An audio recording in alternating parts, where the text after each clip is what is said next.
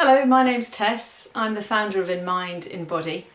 In Mind, In Body aims to ease and prolong the lives of people living with cancer and other illnesses by combining guided visualisation, a form of imagery, meditation, with physical activity to improve the responses to conventional treatment. In June 2010, I was diagnosed with breast cancer. I had a mastectomy followed by chemotherapy, radiotherapy, then lymphedema on my chest wall. However, in January 2012, I had a breast reconstruction, which has been amazing. During my chemotherapy, I began to ask myself why I thought I might have cancer. I began to read all sorts of books about self-healing, something that previously I did not believe was possible. And out of all these books popped the word stress.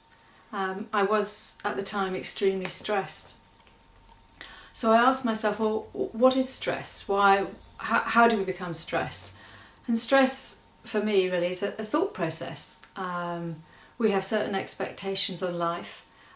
We have certain learnt behaviours, and I understood that at this moment in time I had a choice to change my thinking. I no longer needed to worry about the past. I needed not to worry about the future, but actually bring myself into the present, and I had the ability and the understanding to realise that I could change my thinking. I could believe in my positive journey and the outcomes that lay ahead for me. Every single thought that we have has a physical, chemical and neurological impact on our bodies. That comes down to every single cell of the body. Our memories are stored in each cell, not just in our brains. And so having a positive outlook on our journey is incredibly important. They say that we have over 70,000 thoughts a day, 90% of which we repeat tomorrow, and 70% of those are negative. And I'm sure many of you now in the audience today know that the impact that a diagnosis of cancer has on the body is huge, because not only do you concern yourself about your present journey and what you're going to experience through the treatment, but the impact that it has on your loved ones, whether you can carry on working. There are all sorts of stresses involved, and having a diagnosis, they can show you in certain cases increases the size of the tumour almost by 50% purely upon diagnosis. So that can only be a thought process and stress.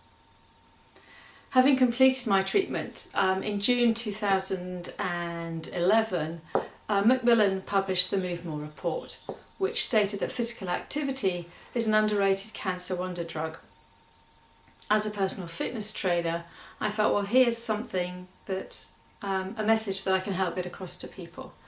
Not only can participation in exercise vastly reduce the side effects of treatment, such as constipation, bone density, increasing the loss of muscle mass, it can also reduce the chances of recurrence, especially in bowel cancer, prostate and breast cancer. Certain forms of those cancers can actually reduce the chances of recurrence by up to 50%. And that recommendation is 150 minutes of moderate exercise per week. While going through this, I had a lovely client whose wife Stella was also going through treatment, and she was a lady who would love to exercise. Unfortunately, due to the debilitating effect of her drug, she was hardly able to move from the bed. And he said to me, well, Tess, how do you help somebody like Stella? And I thought, well, you visualise. You visualise yourself exercising. The power of the mind and visualisation is a concept that has been around for centuries. It's not something new. Sports people use it all the time. Everybody, especially our top sports personalities, they've got their psychologists who help them to use their minds to train their bodies. I thought, well, if we widely believe this works in sport, obviously it can work in healing too. There's so much evidence out there to show that the mind cannot distinguish between what's real and imagined. And in the 1980s, Dennis Waitley worked with the Olympic athletes, American athletes, and had them imagine themselves running their races in their minds and racing on the track. And he obviously connected them up to very sophisticated feedback technology. And the same muscles were fired, neural pathways lit, and endorphins released in the same order of sequence, whether the athlete was imagining themselves racing or whether they were actually on the track, proving that wherever the mind goes, the body will follow. There have been lots of other studies done on visualization, the power of our mind and imagery, and we can now show that we can actually build muscle mass purely through thought.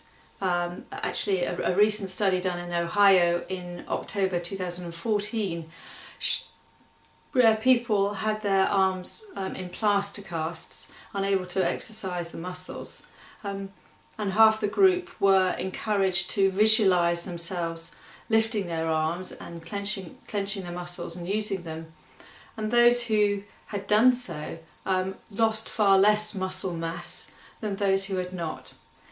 There are lots and lots of research examples to show you that the power of our mind, it's like a placebo effect. If we believe in our outcomes and we believe in the journey, that has a very positive impact on our bodies. As I went on to develop in mind in body, we came up with the idea of visualising yourself doing different physical activities, and on the website you can imagine yourself skiing, you can imagine yourself jogging, you can imagine yourself horse riding. We hope to develop a whole library of different physical activities. We also are very fortunate to have Dr. Sandy Jost's Cancer Involvement Programme on the website. And these are 9 audio MP3s that take you through the different stages of cancer, whether you're going through surgery, radiotherapy, chemotherapy. And the benefits of guided visualization are enormous. Why it's so beneficial is, I'm using the term guided visualization, but it's a form of meditation, and it allows the body to relax. It moves away from our flight-fight mode, where our bodies are so stressed. In our conscious beta thoughts, our everyday thoughts, guided visualization taps into our alpha brainwaves and naturally gets the body to relax. And in that relaxation state, we can help boost our immune system. And we know that the body self-heals as we relax. But it's stress that is the absolute key, and it's stress that suppresses the immune system. As I'm sure many of you will appreciate, during those stressful moments we can't sleep, we feel depressed, there's anxiety. It vastly reduces our chances of recovery, but it hinders our recovery. And being able to put ourselves into a positive state, to feel the emotions of something that we enjoy, relaxes the body and allows it to self-heal. It activates our own innate healing system. We also have on the In Mind in Body website a series of relaxation MP3s, so you can imagine yourself in a bluebell wood by a log fire on the beach. So there's a series not only for somebody going through cancer but also for their carers, to allow yourself to de-stress, to use your mind to help heal your body. And Jenny very shortly is going to play you, I believe, the Bluebell Wood.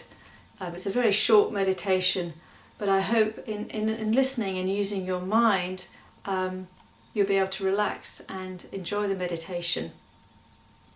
Recent research has shown by the Mind Body Institute in Boston, Massachusetts, that meditation can help even the novice. So lots of people say, oh, I can't meditate, I can't relax.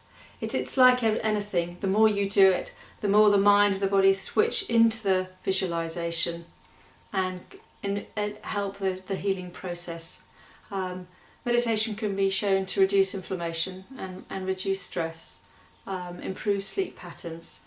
It becomes extremely important that you are aware of your thoughts and the impact that your thoughts are having, and at any one moment in time you can change your thinking, and having a positive outlook is extremely beneficial.